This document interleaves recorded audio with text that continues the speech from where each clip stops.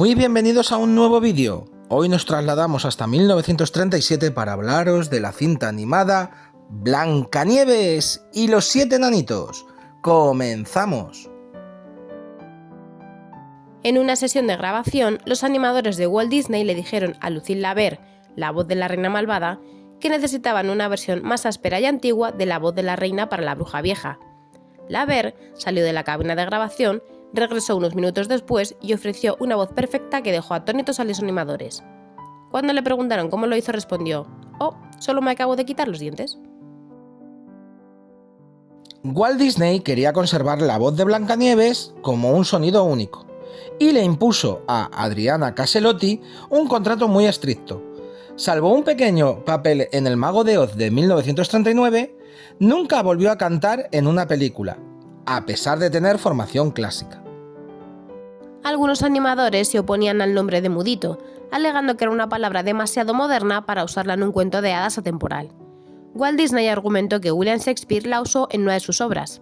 Esto convenció a todos, aunque no se encuentra ninguna referencia al término mudito en ninguna obra de Shakespeare.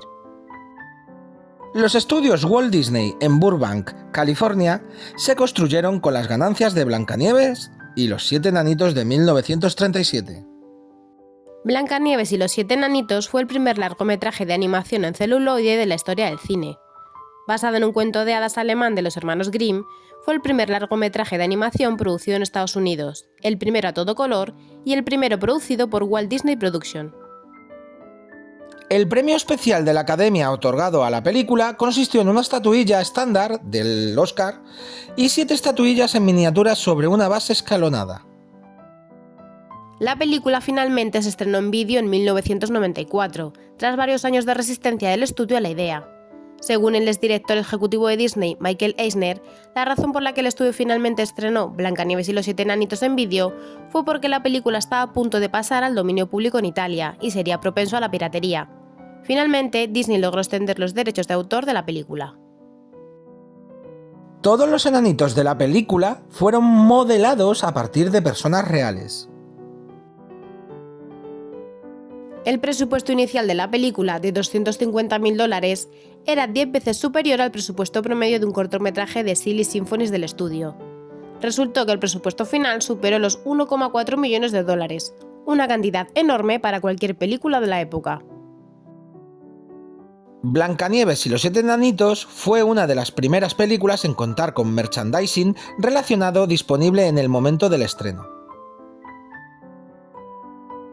El animador Seamus Culhane recordó haber dibujado la marcha de los enanitos a casa en la escena Hey Ho como uno de los encargos más difíciles de su carrera.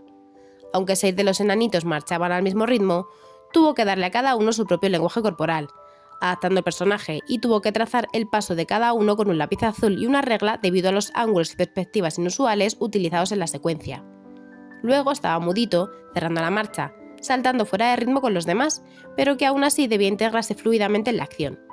Al describir la enorme cantidad de trabajo minucioso y dibujo a mano que esto implicó, Culhane dijo: «Trabajé 6 meses en esa maldita cosa y no dura ni un minuto en pantalla». Con 14 años, Blancanieves es la princesa más joven de Disney. Fue la primera de muchas películas de Walt Disney en estrenarse en el Radio City Music Hall de Nueva York. Al finalizar su primera proyección allí, hubo que cambiar toda la tapicería de terciopelo de los asientos. Parece que los niños pequeños se asustaron tanto con la secuencia de Blancanieves perdida en el bosque que se orinaban en los pantalones, y consecuentemente en los asientos en cada proyección. Para mantener la mente de los animadores activa, Walt Disney implementó su política de $5 por broma. Un ejemplo notable de esta política es cuando Ward Kimball sugirió que las narices de los enanitos debían asomar una a una por los estribos mientras miraban a Blancanieves. El diseño original de Blancanieves fue creado por los artistas de Betty Boop, quienes le dieron labios rojos fruncidos y largas pestañas, lo que le hacía parecer una chica moderna en vez de una princesa recatada. Walt Disney descartó esta opción porque quería que Blancanieves fuera sana, inocente y vestida con un vestido de estilo campesino en lugar de ser sexy. La obra original de 30 por 25 centímetros fue conservada por uno de los animadores y su familia hasta que se subastó en agosto de 2014, cuando se esperaba que alcanzara las 15.000 libras, pero se vendió por 2.793 libras. Convencida de que fracasaría, la industria cinematográfica de Hollywood etiquetó la película como la locura de Walt Disney. Esta fue la primera película en tener una banda sonora grabada.